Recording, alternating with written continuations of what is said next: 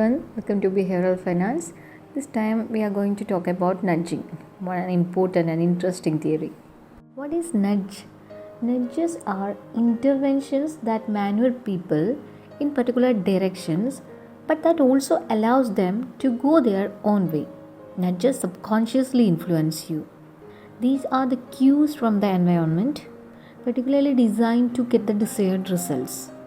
Nudge is a concept in behavioral economics for a better understanding of how people think, make decisions, and behave, helping people improve their thinking and decisions. Generally speaking, a nudge is a light touch or push, which is used to attract attention or to point someone in the right direction. So we can say the nudge theory is a way of offering small clues that support decision making. So, a nudge helps people make better choices for themselves without restricting their freedom of choice. That's the point. That's not restricting your freedom of choice.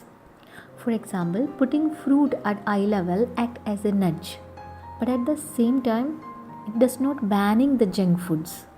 So we can say these are the interventions that motivate people to move in a particular direction, but at the same time, it also allowed them to go their own way. Clear? So here we are giving more positive choices.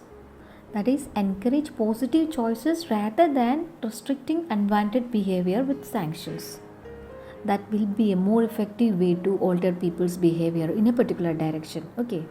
Nudges are small changes in environment that are easy and inexpensive to implement.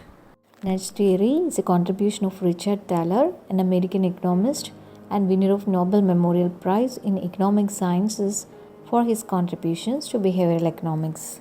By using nudges, we are encouraging or giving direction towards a certain desired behavior without instructing or mandating a person to do something. This theory can be applied for encouraging change in people, groups, or individuals.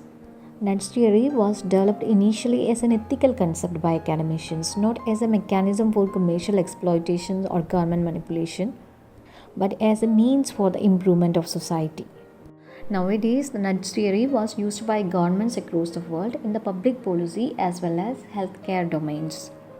For instance, India generated more than 1 lakh tons of solid waste per day in 2011-12. That is, when calculated on a per capita basis, it's more than 100 grams of waste per person per day.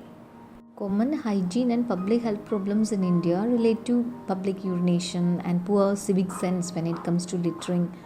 So here the view is that individuals require a nudge to act in a manner that leads to personal and social good.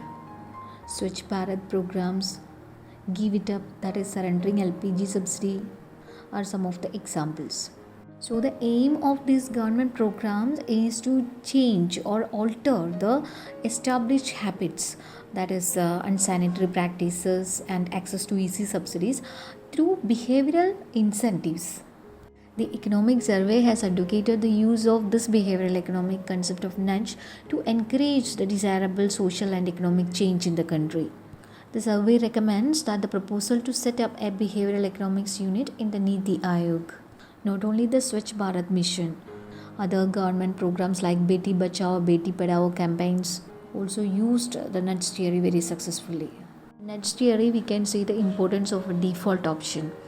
Default option means that is the individual automatically receives. If an individual receives a default option, he or she may be more likely to choose that particular option. For instance, we can say a greater number of consumers choose the renewable energy or the green energy option for electricity when it was offered as the default option. Care should be taken that the interventions must be easy and cheap to avoid. Nudges are not mandates. There will be always an encouragement, but there is no compulsion. That is, people have the freedom to choose other options. There are criticisms also. That is, the critic says that it can be used to manipulate behaviors. I will show you some examples so you can clearly understand what nudges means. See this picture here, the small plates used as a nudge.